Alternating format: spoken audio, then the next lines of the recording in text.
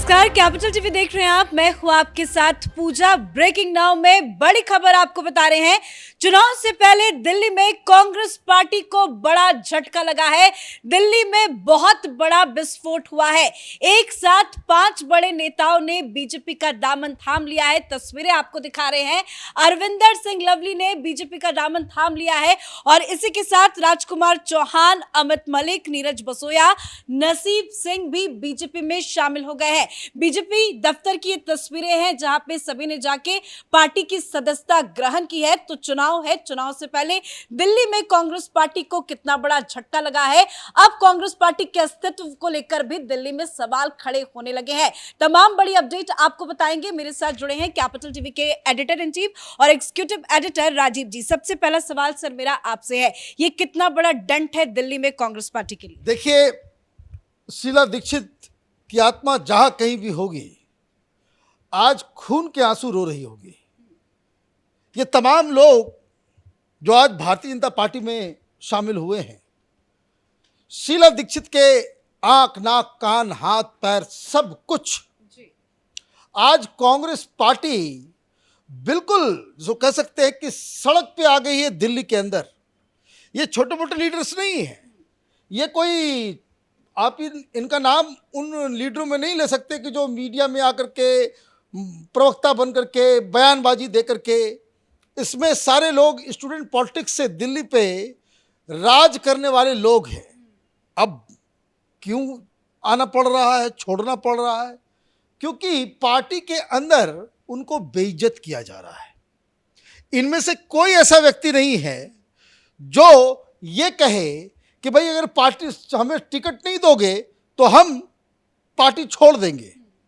ये लोग जो एक वर्ड इस्तेमाल कर रहे हैं लवली साहब, वो ये कि ये लोग जेनरेशनल कांग्रेसी हैं।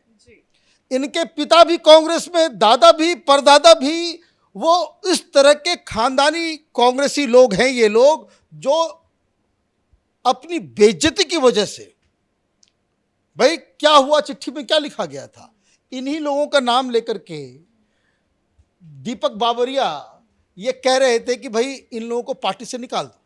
भाई पार्टी से निकाल दो? ये अमित मलिक, राहुल गांधी को कम से कम इतना तो ये होना चाहिए कि जब ईडी के द्वारा पूछताछ हो रही थी तो बहुत सारे कांग्रेसी कार्यकर्ता धरना प्रदर्शन कर रहे थे। ये सारा काम अमित मलिक कर रहा था। आपने पूरी तरीके से दरकिनार कर दिया। ठीक है, 7 सीट है, ज़्यादा से ज़्यादा 7 लोगों को ही टिकट मिल सकता है, लेकिन यही तो अक्लमंदी होती है पार्टी के लीडर्स में कि बाकी के जो लीडर्स हैं उनको कहीं ना कहीं आप उनको अकोमोडेट करें, उनकी बात सुनें, उनके साथ कोऑर्डिनेट करें, उनको मना करके रखें। यहाँ तो अध्यक्ष ही कह रहा है कि फैसला ले लिया जाता है कि कौन उम्मीदवार होगा, ये हमें मीडिया से मालूम चल रहा है। ये तानाशाही खत्म करने के लिए आ रहे हैं ना, डेमोक्रेसी बचाने के लिए आ रहे हैं। आपके अध्यक्ष को मालूम नहीं, दिल्ली के तमाम लीडर्स को मालूम नहीं कि कौन उम्मीदवार होगा, और आप बाहरी दो को उठा करके जो है आपने उसे टिकट दे दिया। विरोध हो रहा है तो विरोध को खत्म करने के बजाय आप कह रहे हो कि जो विरोध कर रहा है लात मार के बाहर करो उनको। तो देखिए, हर चीज अपनी जगह पे है, लेकिन जब बात इज्जत पे आ जाती है तो लोग जो है फिर घुटन महसूस करते हैं। ज़्यादातर लोग जो कांग्रेस पार्टी को छोड़ के जा रहे हैं उसकी वजह ये नहीं है कि उनको टिकट चाहिए, उनको कुछ चाहिए। ज़्यादातर लोग अपमानित महसूस कर रहे हैं, इसलिए वो वहां से जा रहे हैं। और सबसे बड़ी बात यही है कि इसी अपमान की वजह से ये जो तस्वीरें आपको दिखा रहे हैं, जिन बड़े नेताओं ने बीजेपी का दामन थामा है, उसके पीछे की एक खास वजह ये भी है। लेकिन ऐसे में राजीव सर, एक और सवाल ये भी उठ रहा है कि अब कांग्रेस पार्टी का दिल्ली में क्या बचा रह गया? देखिए, सबसे बड़ी बात तो यही है, ये तस्वीरें जो दिखाई पड़ रही है कि 5 लोग भारतीय जनता पार्टी में कांग्रेस से शामिल हो गए। लेकिन ये दिखाने के लिए है, देखने वाले इसे समझ सकते हैं, लेकिन मुझे तो ये लगता है ये 5 लोग नहीं हैं, कम से कम इसमें 15 लाख लोग शामिल हैं। एक एक जो ये मंत्री, पूर्व मंत्री शीला दीक्षित के मंत्री रहे हैं, दिल्ली के संगठन में कांग्रेस के लिए काम करते रहे हैं, इनके साथ कम से कम 3 से 4 लाख लोग जुड़े हुए हैं और ये सब जो नेता के तौर पर यहां शामिल हुए अपने साथ में संगठन के उन लोगों को भी लेकर आए हैं जो कि इस बार कांग्रेस को बर्बाद करके छोड़ेंगे। इसलिए क्योंकि इन लोगों ने इंतजार किया कि अब हम गलती नहीं करेंगे, कांग्रेस के उन नेतृत्व वाले लोगों को गलती करने देंगे जो कि हमारे ऊपर सवाल उठा रहे हैं। हमने तो सवाल उठा दिया है। इसलिए जब इन्होंने इस्तीफा दिया उसके तुरंत बाद भारतीय जनता पार्टी में जाने का फैसला नहीं लिया, जबकि अरविंदर सिंह लवली के पास यह मौका था कि वो पहले नेगोशिएट कर लेते भारतीय जनता पार्टी के साथ और उसके बाद अध्यक्ष पद से इस्तीफा देते और फिर तत्काल ही भाजपा ज्वाइन कर लेते। लेकिन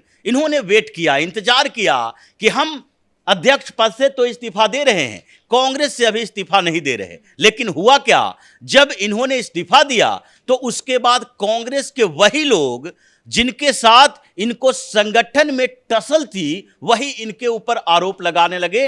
दीपक वावरिया कहना शुरू कर दिए कि कांग्रेस में यहां अयोग्य लोगों को ऊपर बढ़ाया जा रहा है और अरविंदर सिंह लवली चाहते हैं कि अपनी टीम बनाएं अयोग्य लोगों को प्रमोट करके। तो अगर इनकी अयोग्यता पर आपको सवाल उठाना था तो पहले सवाल उठाते जब ये अध्यक्ष पद पर थे।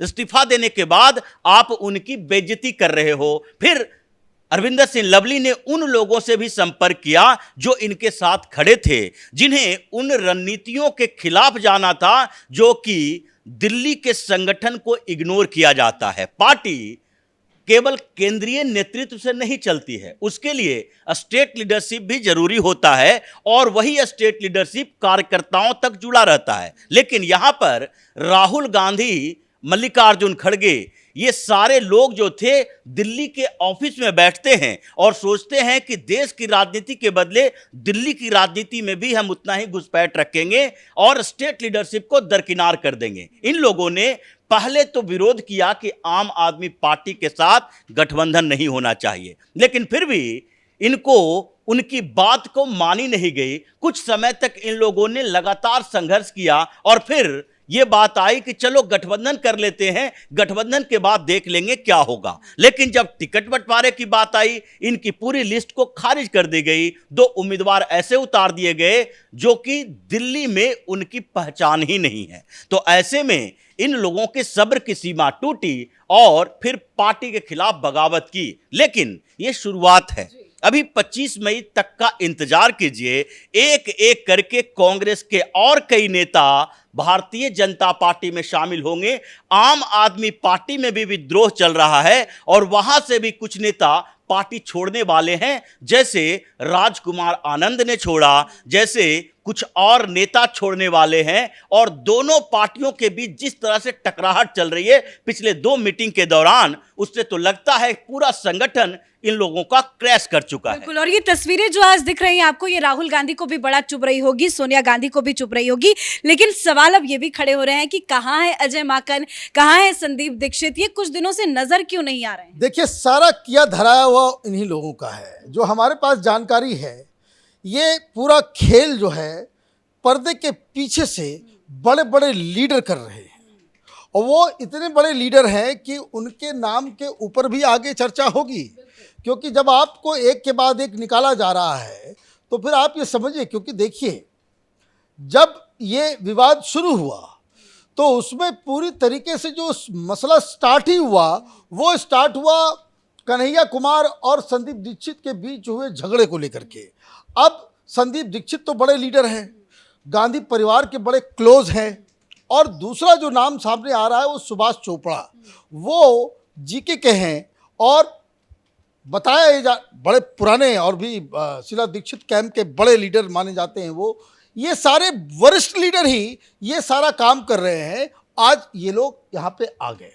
अब एक बात समझिए, कांग्रेस पार्टी, आम आदमी पार्टी के पास बोलने के लिए कोई शब्द नहीं, क्योंकि जितने लोग इसमें आए हैं इसमें किसी के ऊपर ईडी सीबीआई नहीं है। ये भी ध्यान रखिए कि ऐसा नहीं कि ये लोग जो आ रहे हैं इनके ऊपर ईडी या सीबीआई का केस है, उससे डर के नहीं। पहली चीज़ तो ये। दूसरी चीज़ जो सबसे अहम है वो ये कि अगर लवली नाराज़ हो गए, लवली साहब ने इस्तीफा दे दिया, आपने 1 घंटे में इस्तीफा ले भी लिया और उनके इस्तीफा के पत्र को मीडिया में जारी भी कर दिया। अगर आपको सिचुएशन को कंट्रोल करना था, कोई बात नहीं, राजकुमार चौहान को टिकट नहीं मिला, आप किसी और को देना चाहते हैं, राहुल गांधी घर पे बुला लिए होते इन 5 को।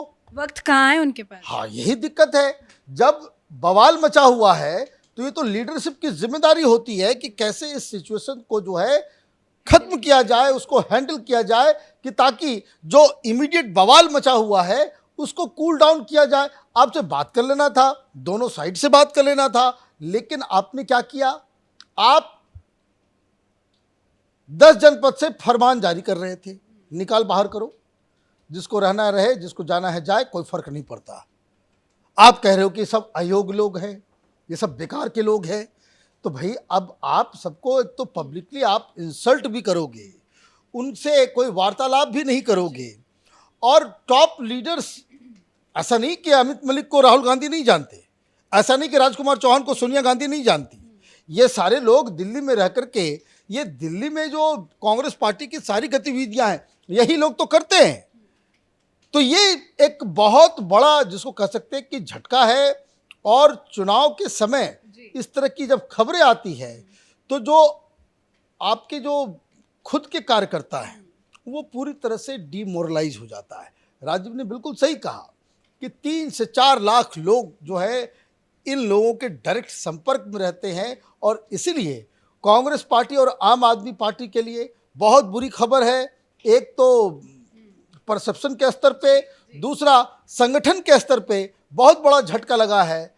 ये जो सपना, जो लोग सपना रहे थे कि भाई दिल्ली के अंदर में कुछ नई चीज़ हो जाएगी, ये लग रहा है कि चुनाव 7-0 की ओर बढ़ रहा है। धन्यवाद सर अपडेट के लिए। तो कह सकते हैं कि दिल्ली में कांग्रेस पार्टी खत्म होने के कगार पे है, क्योंकि एक साथ 5 बड़े नेताओं का बीजेपी में जाना कांग्रेस पार्टी के लिए ये बहुत बड़ा झटका है। और अभी तो ये शुरुआत है, क्योंकि कांग्रेस पार्टी के अंदर भारी फूट है, कुछ और बड़े इस्तीफे आने वाले कुछ दिनों में हो सकते हैं। इस बड़ी खबर में मेरे साथ फिलहाल इतना ही। कैमरा पर्सन अशोक के साथ मैं पूजा, कैपिटल टीवी।